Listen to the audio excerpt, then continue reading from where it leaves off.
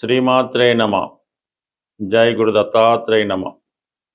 కుంభరాశి వారికి ఈ వారం గ్రహాల యొక్క స్థితి పరిశీలించినప్పుడు ఏదైనా ఒక స్థిరాస్తి కానీ ఒక విలువైన వస్తువు కానీ అమ్మాలనే మీ యొక్క ప్రయత్నం నెరవేరే అవకాశం ఉన్నది.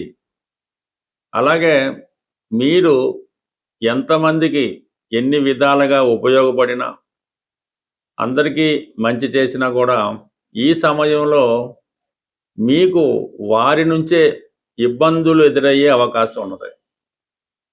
ఇక ప్రధానంగా మీకు ఈ శుక్రుడు అష్టమ స్థాన సంచారం వల్ల కుటుంబ సభ్యులు కానీ కావాల్సిన వాళ్ళు కానీ మీకు వ్యతిరేకంగా పనిచేయడం జరుగుతుంది. కొన్ని అవమానాలు కూడా ఈ సమయంలో మీరు ఎదుర్కోవలసి ఉంటుంది. అంటే మీకు ఏ సంబంధం లేకపోయినా ఏదో ఒక పెళ్లి విషయంలోనో ఈ బంధువుల విషయంలోనో ఒక స్త్రీ విషయంలోనో మీరు కొన్ని అవమానాలు ఎదుర్కోవలసి ఉంటుంది.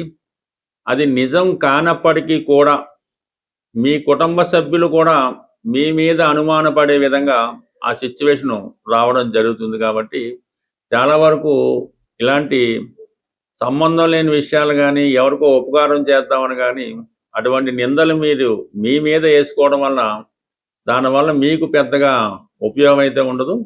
మీరు ఎవరినైతే రక్షిద్దాం అనుకుంటున్నారో వారి వల్ల కూడా మీకేమీ ఉపకారం కలిగే అవకాశం కాదు. కాబట్టి కొంతవరకు ఆలోచించి నిర్ణయం తీసుకోండి. బట్ ఏదైనా రాశియందు రాహుగ్రహ సంచారం వల్ల ఇటువంటి అపవాదులు సంబంధం లేని విషయాల్లో ఇన్వాల్వ్ అవడం, ఇతరులు చేసిన నేరానికి మీరు శిక్ష పడడం కూడా జరిగే అవకాశం ఉంటుంది. కాబట్టి ప్రధానంగా విద్యార్థులు ఎవరైతే ఈ 21 ఇయర్స్ అంటే 18 సంవత్సరాలు దాటి 26, 28, 30 సంవత్సరాల లోపు ఉన్నటువంటి విద్యార్థులు కానీ నిరుద్యోగులు కానీ యువకులు కానీ ఈ విషయంలో చాలా అప్రమత్తంగా జాగ్రత్తగా ఉండాలి. లేని పక్షంలో ఏదో ఒక క్రైమ్లో ఇరుక్కొని జీవితం నాశనం చేసుకునే అవకాశం అన్నది ఉన్నది. కాబట్టి జాగ్రత్తగా ఉండండి. ప్రధానంగా స్త్రీల విషయంలో మరింత జాగ్రత్తగా ఉండడం అన్నది చెప్పుకోదగ్గ ఇండికేషన్ మాత్రం. ఇది అందరికీ జరగాలని రూల్ లేదు. బట్ కొన్ని సందర్భాల్లో కొన్ని విషయాలు జరుగుతూ ఉంటాయి. రాశియందు పాపగ్రహాలు సంచరించినప్పుడు ఆలోచన విధానం ఆ విధంగా ఉంటుంది. అదే శుభగ్రహాలు సంచరించినప్పుడు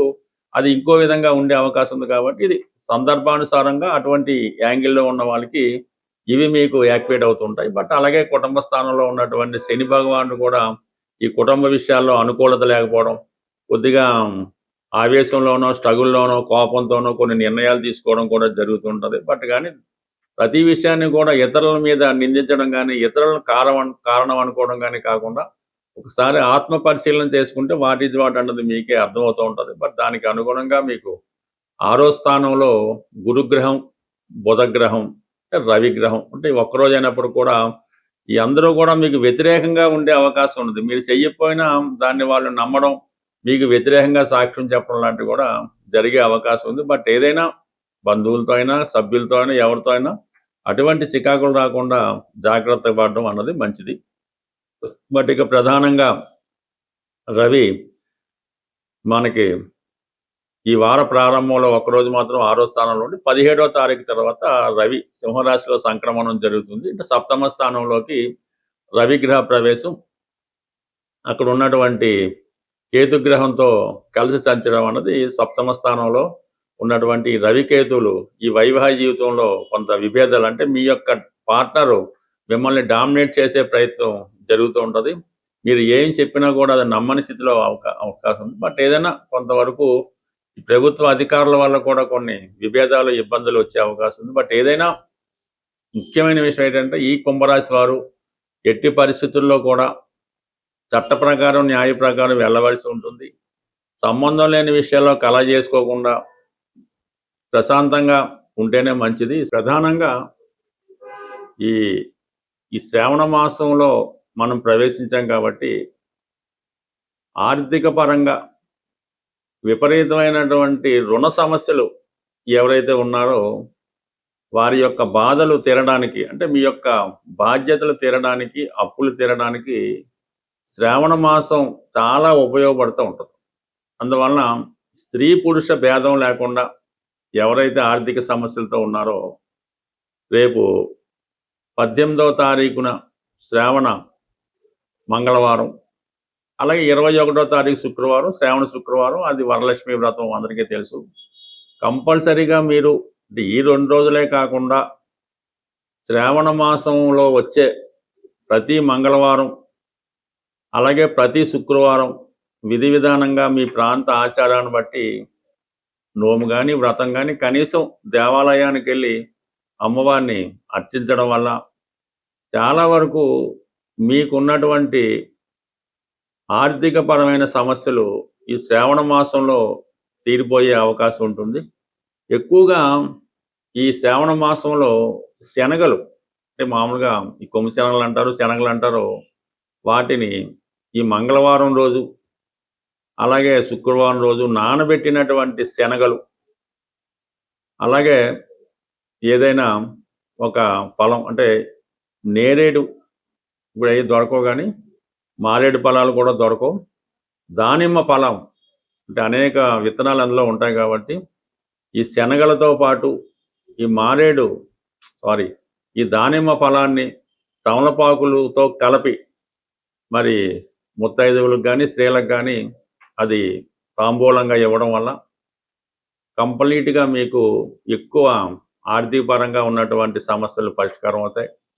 లేదు ఇవన్నీ మన వల్ల కాదనుకుంటే చక్కగా మంగళవారం కానీ శుక్రవారం కానీ ఓ పావు కేజీయో శనగలు చక్కగా నానబెట్టి అది ఆవుకి నైవేద్యంగా పెట్టడం వల్ల, అంటే ఆవుకి ఆహారంగా పెట్టడం వల్ల కూడా మీకు ఈ రుణ సమస్యలు బయటపడే అవకాశం ఉంది. అలాగే ఇంకా అవకాశం బట్టి ఆంజనేయ స్వామి టెంపుల్లో ప్రతి మంగళవారం కూడా స్వామివారికి సింధూరంతో అభిషేకం చేయడం వల్ల కూడా మీకు ఆర్థిక పరంగా ఉన్నటువంటి సమస్యలు పరిష్కారం. అంటే ఇది శ్రావణ మాసం అన్నది లక్ష్మీ అమ్మవారికి సంబంధించినటువంటి ఇష్టమైనటువంటి మాసం. ఆ సమయంలో మీరు మరి వెంకటేశ్వర స్వామిని ఆరాధించినా, విష్ణుమూర్తిని ఆరాధించినా, విష్ణు సహస్రనామం పారాయణ చేయనా, అలాగే హనుమంతుడు అదే సంబంధించింది కాబట్టి ఏదైనా మీ యొక్క నమ్మకాన్ని బట్టి అంటే ఫలితం కూడా తొందరగా రావడం జరుగుతుంటుంది. అలాగే శ్రావణ మాసంలో కూడా మనం కార్తీక మాసంలో ఉన్నట్టే చాలా నియమంగా శుభ్రమైన వస్త్రాలు ధరించడం, అలాగే ఆహార పదార్థాలు కూడా సాత్వికమైనటువంటి ఆహారాన్ని తీసుకోవడం, కొన్ని విషయాలకి దూరంగా ఉండడం, ఇక ప్రధానంగా స్త్రీలని చిన్నపిల్లల్ని గౌరవించడం, తల్లిగారి ఆశీర్వాదం తీసుకోవడం, ఇవన్నీ శ్రావణ మాసంలో చేయడం వల్ల అంటే మీరు స్త్రీల నుంచి అనుకూలత పొందాలి, వారి యొక్క ఆశీర్వాదం తీసుకోవడం వల్ల కూడా ప్రతి ఒక్కరికి కూడా మంచి ఈ ధనయోగం ఏర్పడుతూ ఉంటుంది, అదృష్ట యోగం కలుగుతూ ఉంటుంది, ఆర్థిక పరంగా ఉన్నటువంటి సమస్యలు పరిష్కారం అవడం జరుగుతూ ఉంటాయి. అలాగే ఎవరైతే నిరుద్యోగులుగా ఉన్నారో వాళ్ళు కూడా ఈ సూర్య సంక్రమణం జరుగుతుంటుంది ప్రతి నెల ఒకసారి. ఇంచుమించుగా ఈ 17వ తారీఖు, ఈ ఆగస్టు 17వ తారీఖు ఇదే నెలలో రావడం జరుగుతుంది. ఆ సూర్య సంక్రమణం జరిగే రోజు కంప్లీట్గా మీరు ఉపవాసం ఉండవలసి ఉంటుంది. ఉపవాసం ఉంటూ ఆ సూర్య భగవాను ఆదిత్య ఉదయంతోనో సూర్యాష్టకంతోనో పారాయణ చేసుకుంటూ అది మీ తండ్రి గారిని కానీ గురువు గారిని కానీ వారి యొక్క ఆశీర్వాదం తీసుకోవడం వల్ల మీకు తొందరగా ప్రభుత్వ ఉద్యోగం కానీ ప్రైవేట్ ఉద్యోగం కానీ వచ్చే అవకాశం ఉంది. ఇది 1 నెలతో సరిపోదు. ప్రతి సూర్య సంక్రమణం రోజు విధి విధానంగా మీరు మీ ఆచార ప్రకారం పెద్దలు చెప్పిన దాని ప్రకారం సూర్య భగవాన్ని ఆరాధించడం వల్ల కంప్లీట్గా మీకు అటు అనారోగ్య సమస్యల నుంచి బయటపడతారు, నిరుద్యోగ సమస్య నుంచి బయటపడతారు, మంచి సంస్కారం, మంచి ఆరోగ్యం, మంచి యశస్సు మీకు రావడం లభిస్తుంది. స్వస్తి.